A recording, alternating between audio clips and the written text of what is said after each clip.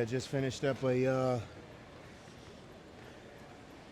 chest and bicep day with my brother Simon, and now we're about to get some walking in. And for those of you all who know me, you know I talk about him a lot. So when I get an opportunity to spend time with him, it's very precious and I enjoy it. And 18 years later, he's still giving me game. And I'm very, very appreciative of him for that, because he's just always been a positive person in my life. I told you guys, he is literally the main reason I started getting up early in the morning to go train at 5 in the morning. At that time, 18 years ago, I used to think it was stupid to get up that early and work out. But now look at us 18 years later.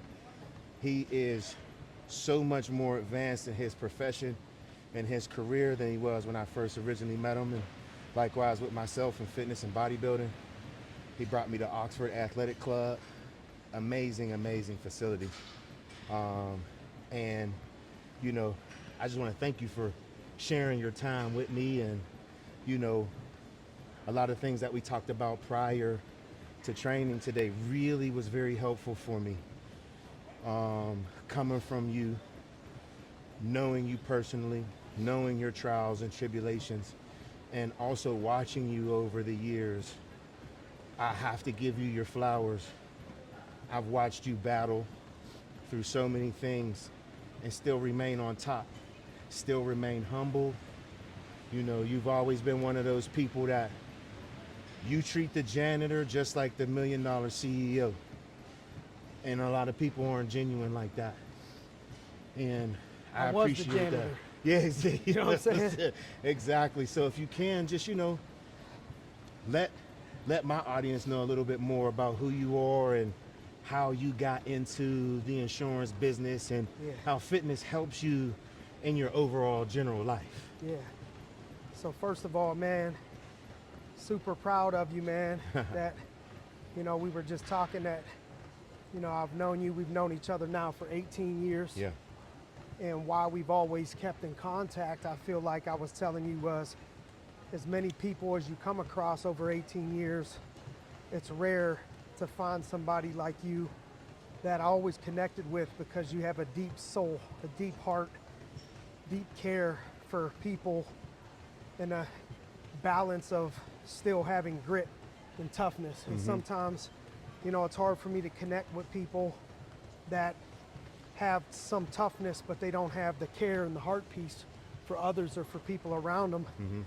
Or it's hard for me to connect with people at that level sometimes that maybe they have the heart piece and they know how to soften and care, but they don't have the grit to do difficult things and hard things. And, you know, you always were somebody that stuck out to me with those rare things, and then also was loyal and have remained that way. You know, now 18 years, it's like an adult. It's like growing in a whole adult, you know, right? And you got kids, so you know how that goes. But, you know, I think I was blessed to have met you in our business. You know, I think I first got introduced to you through my college teammate, B. Ray, who played at Woodland Hills, played with me at Mercyhurst. And that was the introduction. So it's funny how, you know, God will work or the world will work. And, you know, you came into the business in my first year and helped me launch, you know, in my first year, starting out from scratch, you know, here in Pittsburgh, not really knowing a bunch of people.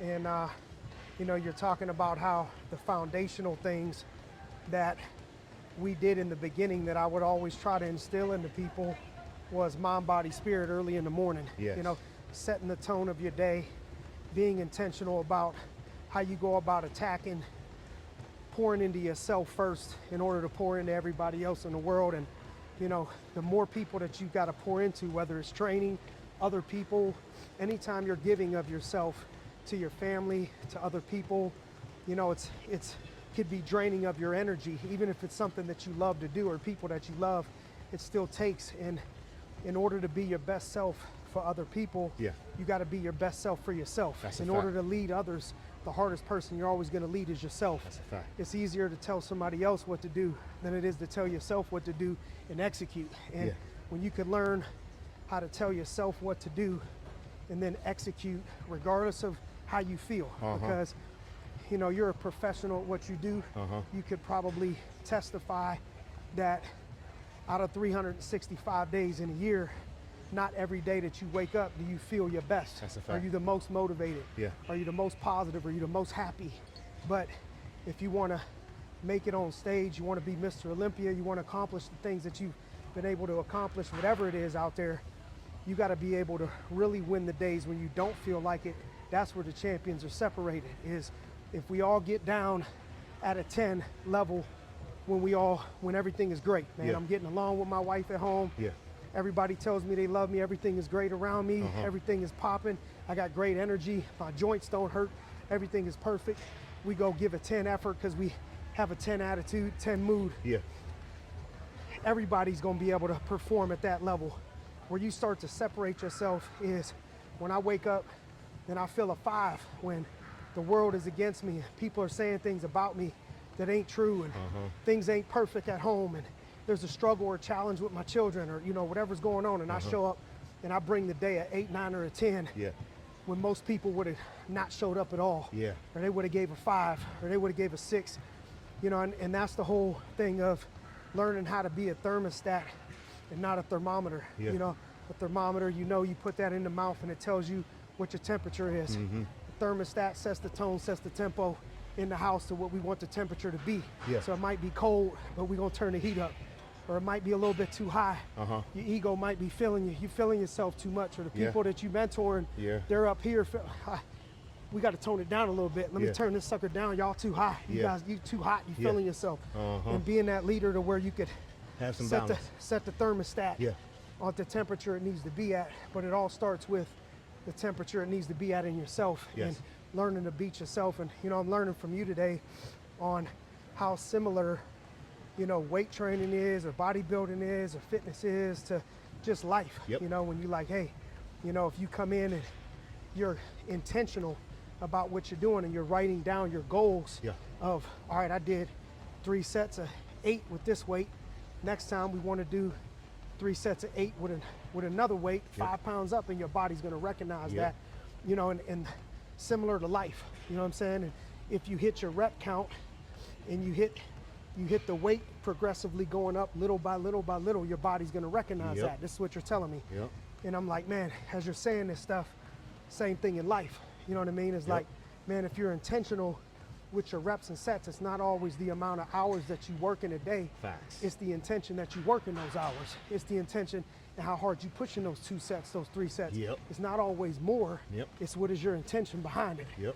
And then am I tracking my goals, writing them down, being intentional with my progressive climb, or am I just showing up, going through the motions every day, doing my best, thinking that it's just going to all spinning your work wheels? out? That's what I call it. Spinning You know what I'm your saying? wheels. Yeah, and then it's, you know, then you get into the conversation you're telling me about, you know, all right, you got to make sure you get 200 grams of protein. And blah, blah, blah, blah, blah, right? And dialing it in. And we got to break that down into its most simplest form. Right. So How 5 many meals, 40 grams of protein per, right? And so I think in the life standpoint of that, it's like, all right, what are you feeding your body? Same thing, what are you feeding your mind? You know, regardless of what you're in right now, it's like, all right, we feeding your our mental body. digestion. We know how, So now, what are we feeding our mind? Because if your body is built up, but your spirit is broken, or your body is built up, but your mind is broken, then we need to look at what are we feeding our mind, just like what are we feeding our body. You know what I'm saying? Who are we, like being around you, I'm already better, right? Because you're a professional, you're great at what you do, so being around you, iron sharpens iron, you made me better.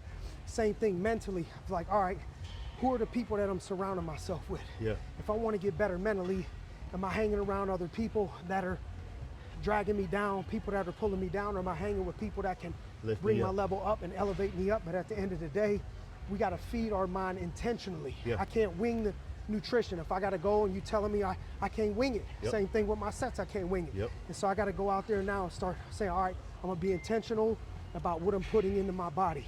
Same thing, I'm going to be intentional about what I'm putting into my mind. What is my workout plan? What is my meal plan? People want to make a meal, they want to make $1 million, but they don't have a meal plan.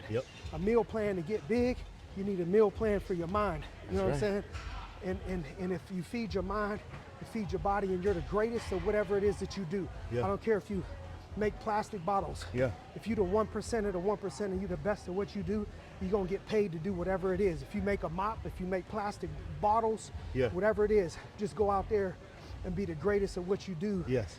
And if you're the greatest at what you do, they're gonna pay Yes. you like you're the greatest. Yes. Now, imagine this. Remember Penny said this. I still use this to this day, and I raised my kids on it. You can't be whatever you want to be.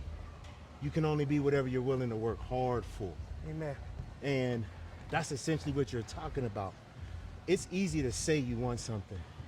It's easy to think that you want something. But where's the intent behind that? Are you writing your goals down? Are you writing your goals down so your subconscious mind takes over?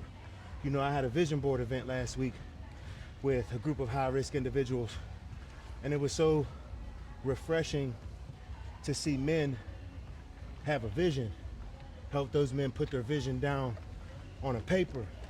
Because just because you say you want something don't mean you want it, don't mean you're gonna get it. Everybody wants $1 million, right? But how many people are gonna put a plan in action, gonna write down, how do we get to this $1 million? You gotta learn how to break everything down to its simplest form, and then just put one foot in front of the other. Facts. Stop expecting things to happen overnight. You know, my overnight success happened 15 years ago. You know, everybody sees me and knows who I am now, but they didn't see the groundwork that I put in getting up to this point. And I didn't just say I wanted to be a bodybuilder. I put a plan in motion. And that goes with life, like you said. That's why I'm really gung-ho about fitness, because everything to me does correlate into regular life, you know. And the older we get, the more important it is that we have more intention with our bodies. Yep. Our hormones change, our minds change, our bodies change. And if we're Life not changes. cognizant of Families grow and change. facts, if we're not cognizant of these changes, we're not paying attention to our bodies, we're spinning our wheels. And you were so ahead of your time to me back then, bro. I swear to God, I'll never forget that day. I said, I'm gonna be the first one in the office. I'm thinking I'm gonna be early at 7 a.m. Here you come out your office dripping sweat. I'm like, man, what you doing in here this early? He was like, oh, I'm just coming from the gym. I left something in my office. And I'm like, what gym is open this early? And you've been on this journey longer than I can remember. I remember meeting with you at the Panera Bread in Monroeville before you had your offices. Yeah. I My first literally interviews was watched at you. that hotel. I Holiday watched Inn. you build your empire. Sir. It's so inspirational. But tell everybody how motivation fades. That's all discipline. Yes, sir. You were motivated when you started, Yep. but to still be where you're at right now and a lot more further, Yep. you had to have discipline. Yep. Because there were a lot of days you didn't want to go to work. There were a lot of days you didn't want to do the things that you had to do. What was it that helped you keep your discipline? I think, you know, the remembering my why Ah, and vision of why I started when I started, uh-huh. you know, selfishly and unselfishly. You know, it's hard to take care of others if you can't take care of yourself, Facts. right? And so the better I want to help others, the better I got to help myself. And so I had this vision of, hey, one day I want to be able to take care of my grandmother. One day I want to be able to take care of my mother, the people that poured into me, people that believed in me when we had nothing, no, you know, a house for $11,000. You know, I want to pour into those people. Yeah. But I had to go pour into myself. And so every day when I'm going to war with myself, and I'm going to war out there, because that's what it is, you know, no disrespect to people that really went to war and Yeah. served in the military, Yeah. but you guys know what I'm talking about. Yes. You know what I mean? It's a war going on within yourself. And, you know, when I'm going to battle, I'm thinking of my mother, I'm thinking of my grandmother, I'm thinking of the people that I want to impact. And somebody got to sacrifice in order to make that happen. Yeah. Even if we look at, and you know, I'm blessed to lead and coach and mentor, Yeah. be a part of people's life that are all, you know, Christian, Yeah. Muslim, agnostic. Yes. You know, I got people Jewish, All walks of and I life. love them all. You know what I mean? And I think they That's love me the cool back. part about you, because people who meet you now wouldn't know you come from Youngstown, Ohio, in the age of when Youngstown, Ohio was one of the murder capitals of the world. And a lot of people aren't familiar with your story and your background unless they know you. And for me, that's what makes you so special, because you're very relatable. You know what it's like to grow up in the hood. You know what it's like to fend for yourself. You grew up off survival too, like a lot of people. Not everybody grows up off of love. A lot of us grow up off survival, but you still had love. You know, your mom. Facts. You know what I mean? Truth. So Truth. to know the things that you've been through and to be where you're at right now, I know a lot of people that grew up with you aren't surprised, and the ones are jealous because they saw it in you and they didn't want you to get to this point. But you had a strong enough mind and a good enough foundation that even though you are a product of your environment, you are the best example for everyone in your community on how you can overcome things. And it comes from having a positive mindset. Is everything going to be positive all the time? No. You're going to go through trials and tribulations. You're going to have ups and downs. That never goes away. You know? So for me, you're one of those incredible pillars in communities, because you still give back to Youngstown. You're still connected to Youngstown. You didn't leave Youngstown and leave them hanging dry. You know, a lot of people leave their communities and they don't come back. They don't give back. That's something that I learned from you 18 years ago. You talked about making sure you put a percentage back into your community 18 years ago. So to see where you're at now, know your story, and That be just able means to, I'm getting old as shit. yeah, right, but you still look good though. You know what I mean? Like, the older you get, the better you're looking. We age like fine wine. Trying, brother. You know, and it's just a blessing. I really needed this to help me get out of my rut. You have no idea how much you recharged my battery today, bro. And I'm truly thankful for you, and I appreciate you for still allowing me in your space. Simon is a very, very, very busy guy, and I know that, but it's better to be busy than not.